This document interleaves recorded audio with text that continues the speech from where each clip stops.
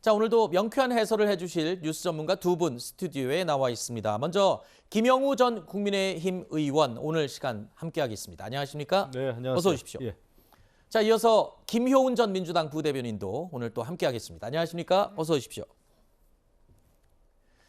자, 더불어민주당 이재명 대표가 취임 후 처음으로 국민의힘 권성동 원내대표를 예방했습니다. 오늘 오전에, 그러니까 뉴스 시작 직전에 11시에서 11시 반 그 사이에 예방을 했는데요. 국회의장과 함께 권성동 원내대표를 잇따라 예방을 했습니다. 이 자리에서 민생을 서로 매우 강조를 했고 국회에서의 민생 법안 처리에 협조를 강조하기도 했습니다. 그런데 이 자리에 저희가 지금 현장 화면이 아직 준비가 안 돼 있는데요.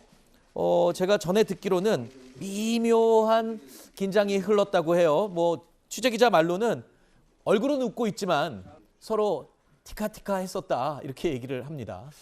오늘 그 내용 보면 아주 신경전이 굉장히 날카로웠어요. 네.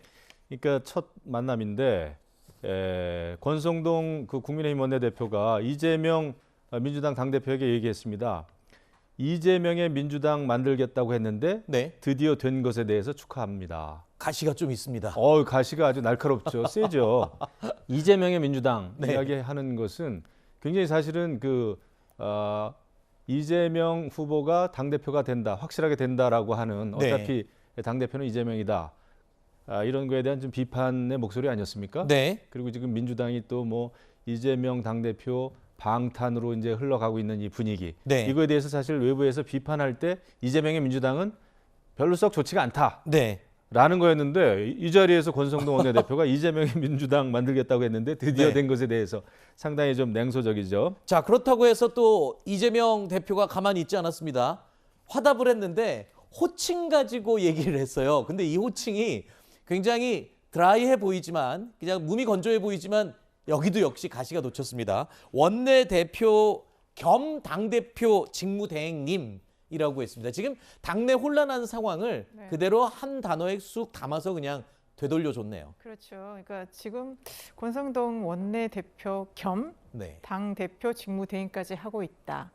그런데 참 당이 잘 되고 있나? 뭐 이런 게 점점점 좀 숨어져 있는 것 같은데요. 네. 그러니까 참 권성동 그 원내대표 겸 지금 당 직무대행이 아예 그냥 이렇게 인사하러 왔으면 그냥 덕담하면 될 텐데 첫 마디가 이재명의 민주당을 만든 것을 축하한다. 아하. 그러면 민주당은 그럼 이재명의 민주당이다라고 규정을 하고 인사를 할 때 그러면 똑같이 이재명 대표 입장에서도 그러면 국민의힘은 이런 상황이다라는 거를 권성동 원내대표 직위를 가지고 얘기를 해서 네. 참 두 분이 개성도 강하고 입담도 좋은데 처음부터 참 저렇게 부딪히는 것이 참 글쎄요 웃고만 있기에는 좀 씁쓸하다 이런 네. 생각입니다. 그리고 오늘 이 자리에서 양측 모두 민생을 굉장히 강조했습니다. 특히 이재명 대표가 민생을 여러 차례 강조를 했고요. 또 권성동 원내대표도 역시 민생 이야기와 함께 종부세 완화에 대한 여야 협의가 지금 진행 중이다라고 공개적으로 언급을 했습니다. 그러면서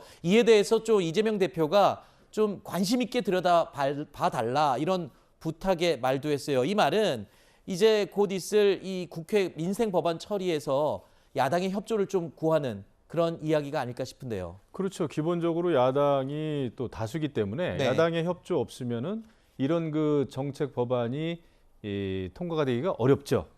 그런데 이 정책을 논하는 요 순간에도 사실은 신경전이 또 있었습니다. 아, 그래요? 예, 결국은 권성동 원내대표가 이제 잘 부탁한다. 이렇게 부탁의 말씀을 드립니다. 얘기를 했더니 아무튼 이재명 또 민주당 당대표는 협력은 하겠다 이런 얘기를 하면서도 네. 지나치게 과도한 욕심을 내지는 아하. 마시고요. 이러면서 이제 욕심내지 말라 이런 얘기를 했는데 네. 이것도 서로 그냥 논의하면서 잘 협력해 갔으면 좋겠다. 민생을 위해서. 이런 선에서 끝나지 않고 네. 과도한 욕심 부리지 말라. 네. 이렇게 딱 경고를 했어요. 그러네요. 역시 신경전이 굉장히 심합니다. 네. 보통 이 당 대표 격인 수장들이 만나면 그렇게 얘기하지만 알겠습니다. 우리가 또 적극 협력해서 협치를 해갑시다. 이렇게 얘기를 해도 될 텐데 여기도 역시 가시가 놓친 상황이었어요. 그때 이제 처음 만나면 그냥 일반적으로 우리가 민생을 위해서 잘 협력합시다. 특히 이제 9월 정기국회에서 여러 가지 민생 법안들을 잘 처리합시다. 이 정도로 얘기하는데 저렇게 구체적으로 어떤 정책에 대해서 이렇게 얘기를 하지 않거든요. 네. 근데 그것도 이례적인데 거기 또 말 시작을 후보 때 공약했으니 관심을 가져달라. 그러면서 이재명 대표가 후보 시절에 공약을 했으니까 이거 약속을 지켜달라라는 약간 압박처럼 이렇게 네. 얘기를 한 거예요. 그랬을 때 그러면 이재명 대표도 지지 않고 그러면 당에 잘 얘기를 했고 그렇지만 너무 뭐 과도한 욕심을 내지 말란까지 표현으로 굉장히 직설적으로 얘기를 했습니다. 그래서 네.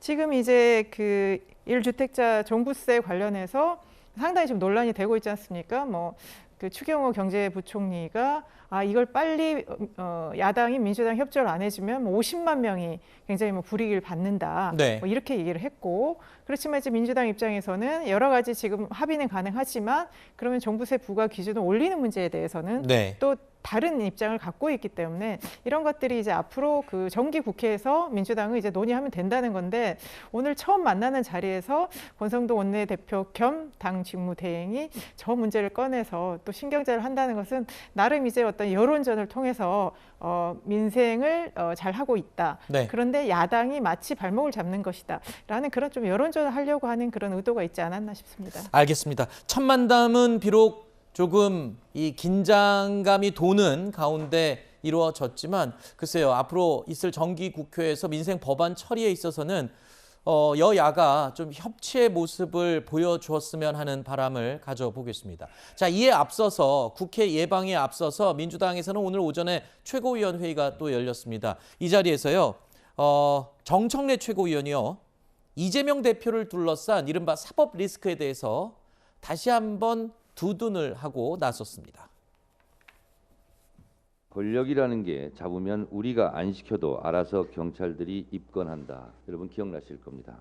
윤석열 대통령 같은 경우는 후보 시절에 대장동 사건의 몸통은 이재명이다. 그럼 이것도 보기에 따라서 허위사실 유포가 될 수 있는 거예요. 근데 이 부분에 대해서는 자신의 생각과 주장을 밝혔기 때문에 무혐의라는 거 아닙니까? 국감장에서의 이재명 당시 지사의 발언도 본인의 의견이나 주장입니다. 이거를 무리하게 기소 의견으로 송치했다는 것은 속아 웃을 일이다. 이렇게 생각을 하는 것이고요. 정치 보복, 정치 탄압이다. 이렇게 생각합니다. 자, 이재명 대표를 둘러싼 이 사법 리스크가 현실화되고 있는 상황이죠. 이제 곧 줄줄이 이 검찰과 경찰의 수사 결과가 발표될 것을 남겨두고 있기 때문인데요. 당 지도부는 일단 정치 보복으로 규정을 했습니다. 아마 기소 의견으로 결론이 나는 족족 거의 대부분 정치 보복이다 이렇게 결론을 내릴 것으로 예상이 되고 있죠. 그렇죠. 그렇게 하기 위해서 민주당이 이 당원을 바꾼 거죠. 그리고 이제 지금 결국 이재명의 민주당이고 이재명 지도부는 지금 이제 이재명 당대표뿐만 아니라 이렇게 아주 선출직 최고위원들의 압도적인 다수가 친명계 아닙니까? 그렇기 때문에 결국 이제 앞으로 이재명 사법 리스크와 관련해서 지도부가 앞장서 가지고 방탄으로 나올 것이다. 네. 벌써 이제 첫 회의에 이런 게 드러나지 않았습니까?